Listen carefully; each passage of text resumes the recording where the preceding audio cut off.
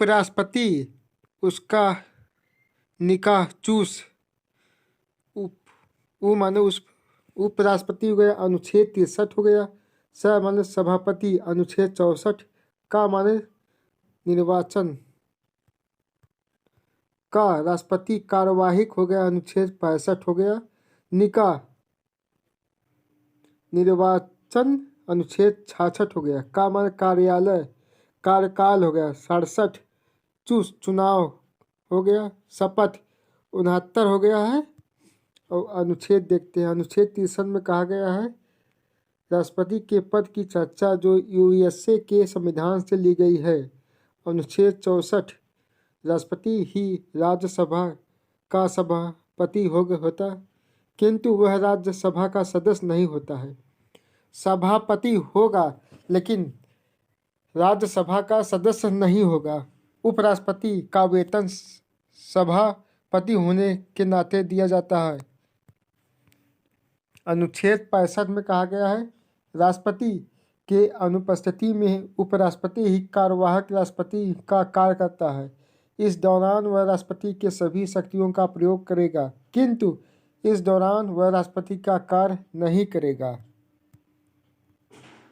अनुच्छेद 66 उपराष्ट्रपति के निर्वाचन की चर्चा है जो एकल संक्रमणी अनुपातिक पद्धति द्वारा होता है। उपराष्ट्रपति के निर्वाचन में संसद के दोनों सदन के सभी सदस्य भाग लेते हैं, चाहे वह मनोनीत हो या निर्वाचित।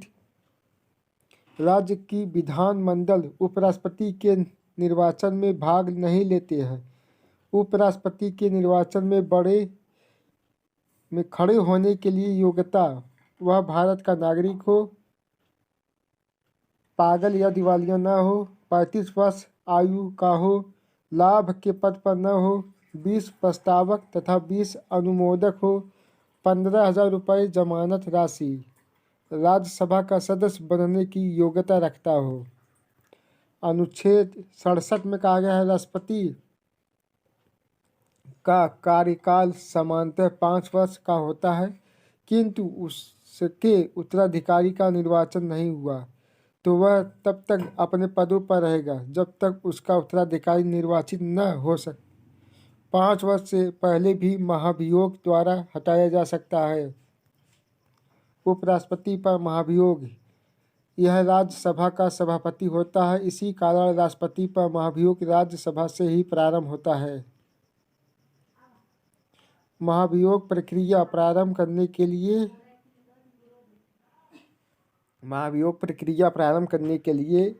1/4 25% मत की आवश्यकता होती है। जब राज्यसभा इसे पारित कर देते हैं तो लोकसभा में भेजने से 14 दिन पूर्व इसकी सूचना उपराष्ट्रपति को दी जाती है। यदि लोकसभा का 2/3 66% से मत पारित कर देती है तो उसे हटा दिया जाता है। संसद पारित देखिए 2/3 66% लोकसभा और राज्यसभा 25%। 14 दिन के अंदर राष्ट्रपति को पहले ही बताना पड़ेगा। अनुच्छेद 68 में कहा गया उपराष्ट्रपति के चुनाव में यथाशीघ्र कराने की चर्चा है, अर्थात इसमें निश्चित समय नहीं दिया गया है।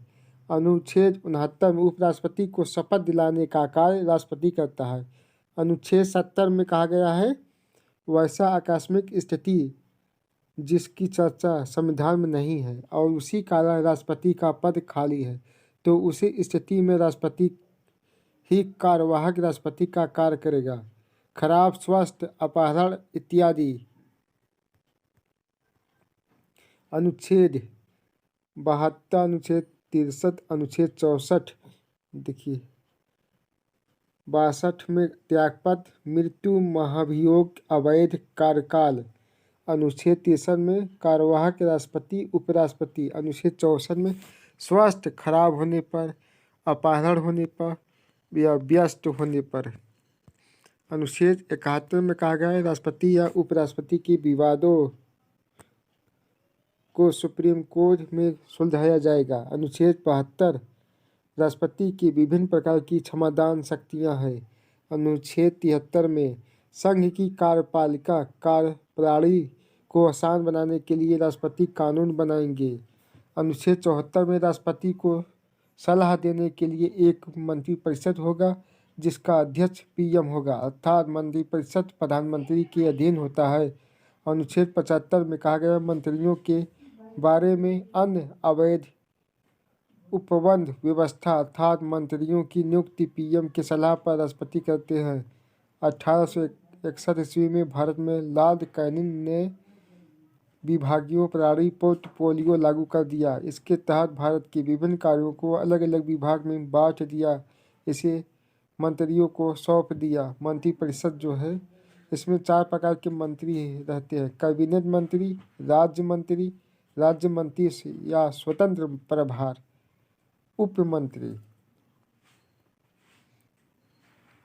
मंत्रिमंडल इसमें केवल उच्च श्रेणी के मंत्री ही भाग लेते हैं। इसमें कैबिनेट मंत्री तथा राज्य मंत्री स्वतंत्र प्रभार आते हैं। मंत्रिमंडल शब्द का सर्वप्रथम प्रयोग अनुच्छेद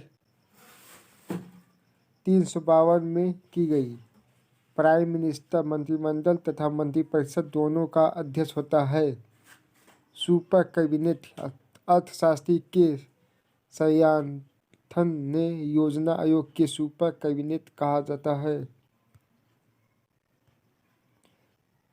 किचेन कैबिनेट प्रधानमंत्री के सगे संबंधियों को किचेन कैबिनेट कहा जाता है।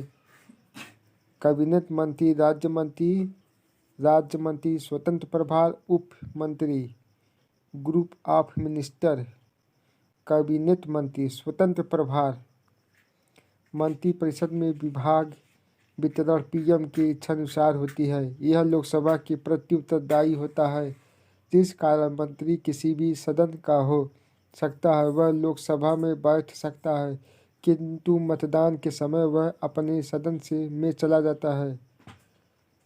दोबारा चुनाव तभी होगा जब बहुमत 273 सीट कम पड़ जाएगी। बहुमत सिद्ध करने के लिए गठबंधन भी किया जाता है। बीजेपी के नेतृत्व में बनाया गया गठबंधन राष्ट्रीय जनतांत्रिक गठबंधन एनडीए, शिवसेना, सहायक दल, अकाली दल, जेडीयू, लोजपा, कांग्रेस के नेतृत्व में बनाया गया गठबंधन यूपीए या एनडीए के अलावा बनाया गया गठबंधन तीसरा मोर्चा है। पीएम, सीएजी, महानुवादी मंत्री ईटीसी की नियुक्ति संबंधी